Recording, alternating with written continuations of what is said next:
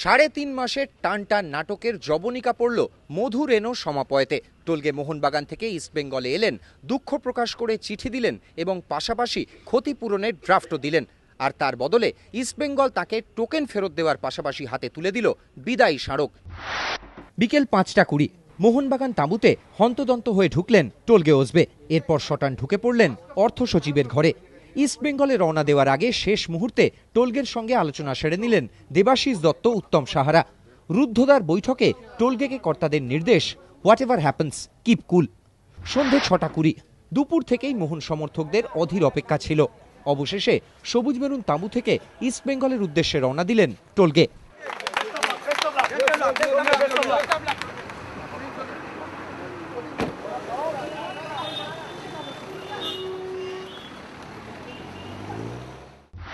ছটা 25 অন্ধকারের মধ্যেও ইস্টবেঙ্গল তাঁবুর সামনে প্রায় 2000 সদস্য সমর্থকের নজিরবিহীন ভিড়।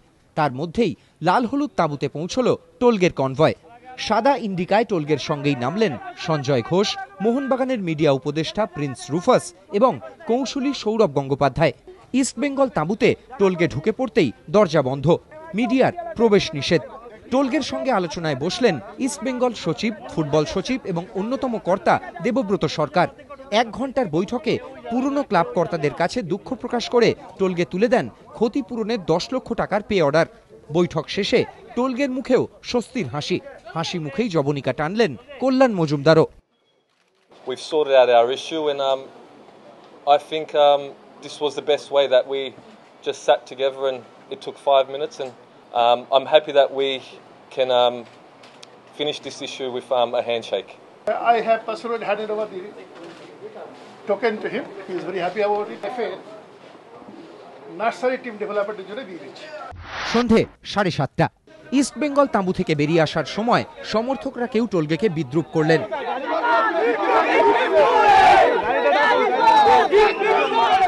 কারো গলায় জয় ইস্টবেঙ্গল ধ্বনি।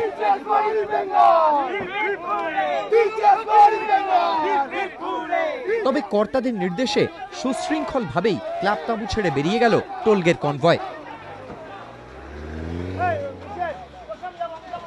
টোকেন হাতে পেয়ে টোলগে মোহনবাগানে পৌঁছতেই তার নামে জয়ধ্বনি দিল সবুজ মেরুন জনতা। সমর্থকদের দেওয়া কথা রাখতে পেরে বাগান কর্তাদের মুখেও তখন স্বস্তির দীর্ঘশ্বাস। অবশেষে মরশুমের প্রথম ম্যাচ থেকেই সবুজ মেরুন জার্সি পরছেন টোলগে। অ্যাকচুয়ালি টোলগের ইস্যুটা নিয়ে তো 3 মাস ধরে চলছে।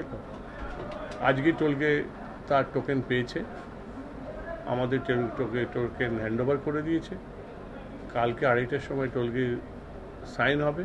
যদি কাল রেজিস্ট্রেশন হয় তাহলে ওই 4 তারিখে খেলবে, সুতরাং 5 তারিখে খেলবে।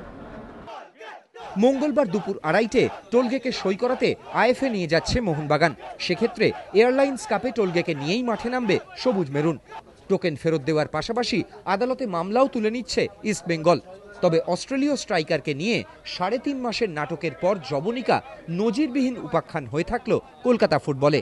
প্রদীপ্ত গোস্বামী, এবিপি আনন্দ, কলকাতা।